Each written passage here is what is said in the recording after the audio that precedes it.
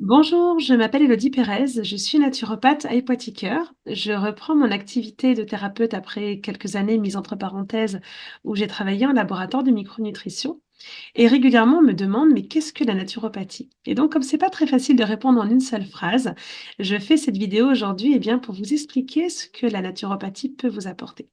Alors déjà, la définition officielle de la naturopathie, c'est que c'est l'ensemble des techniques qui permettent au corps de s'autoréguler pour revenir à un état de santé global. Alors il faut déjà savoir ce que c'est que la santé. La définition de la santé de la médecine allopathique, l'OMS, définit la santé comme l'absence de maladie. La naturopathie a une approche un petit peu différente. Elle définit la santé comme un état de bien-être physique, physiologique, psychologique, émotionnel et mental. Alors, comment va travailler le naturopathe? Donc, il utilise des outils, des techniques. Il va en premier lieu faire un bilan de santé. Donc, pour faire ce bilan de santé, il va déjà utiliser des questionnaires pour avoir des informations précises sur les modes de vie de la personne, sur les habitudes alimentaires, sur l'activité sportive, sur d'éventuels troubles du sommeil, sur, l'équilibre nerveux et cetera. Donc on va essayer d'avoir des éléments, précis sur, l'équilibre de vie de la personne, sur sa façon, de se comporter, d'être dans la vie.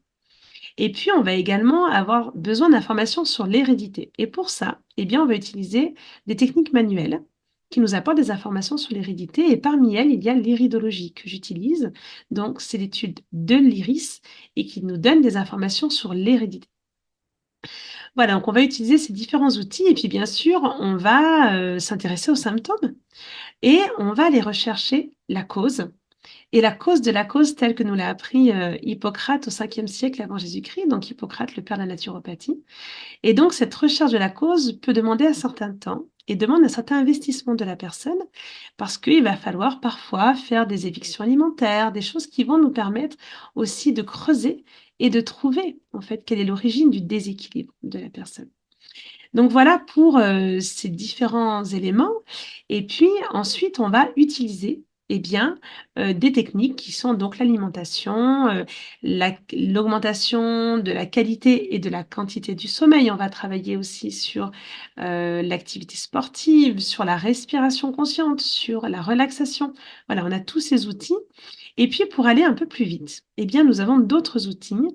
Ça va être donc, la phytothérapie, donc l'utilisation des plantes, la gémothérapie, l'utilisation des bourgeons qui aura une action, plus, vibratoire, hein, que la phytothérapie.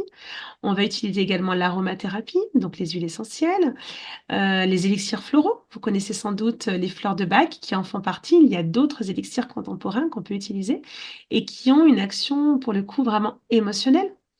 Voilà, on a différents outils et puis bien sûr, la micronutrition que j'utilise beaucoup.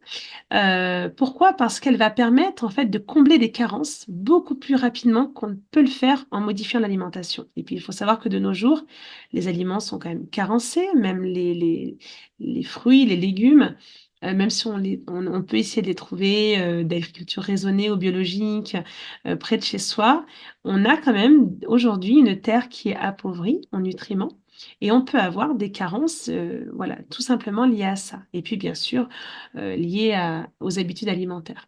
Et donc cette micronutrition, elle va permettre de combler des carences beaucoup plus rapidement, et voilà, en attendant que les changements alimentaires fassent leurs effets. Donc on va utiliser les vitamines, les minéraux, les oligo-éléments, on peut utiliser des polyphénols, des oméga 3. Enfin il y a voilà, beaucoup de choses qu'on peut utiliser et qui vont permettre d'aller plus vite et aussi de motiver la personne parce que voilà, elle voit rapidement des effets grâce à tous ces compléments alimentaires, à voilà, ces plantes, à tout ce qu'on peut utiliser. Et donc ça va également lui donner de l'élan, de l'entrain pour continuer, pour la motiver et avoir confiance dans sa possible guérison et dans le fait qu'il est possible de retrouver un équilibre. Voilà. J'espère, avoir répondu en tout cas, à à vos attentes à ce niveau-là. J'espère que maintenant vous comprenez mieux ce que c'est que la naturopathie.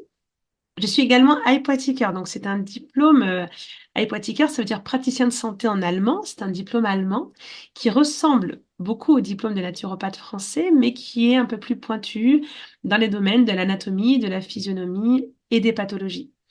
Le naturopathe est aussi un petit peu psychologue, On va faire un petit peu de psychologie évidemment, et moi j'utilise également des soins énergétiques lorsque le besoin s'en fait sentir et que la personne bien sûr le souhaite.